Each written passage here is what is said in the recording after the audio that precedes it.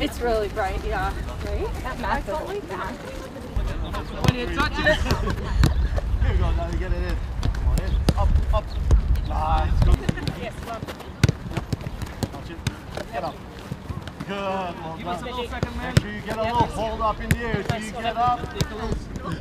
Yeah, that's the inside one. Yeah, you get it. That's all you were doing. Up at the new one. This a lot. Get up. Yeah, you got it. Oh man! Let's see. First. Can we get a couple of balls here? Right here, right over there. Good.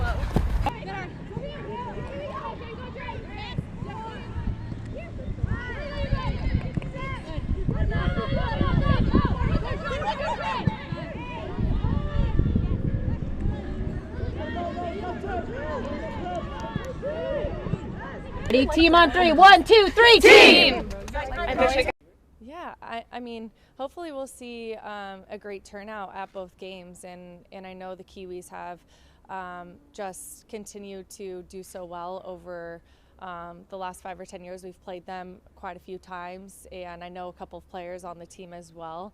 But having a World Cup here on home soil, I think it just puts a lot more excitement, but also pressure on them as well, just to continue to make things even better, to take it a few more notches up. So for us to be here, you know, I hope that it continues to create buzz and excitement for the World Cup and for women's football.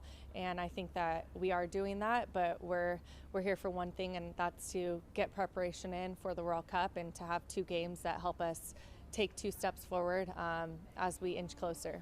It is extremely important. I think it's really difficult to replicate what you're going to see at a World Cup. So to be able to come here 6 months prior and to play in the stadiums, to get a feel for the town and the cities that you're going to play in, it's really important and it's super helpful for us.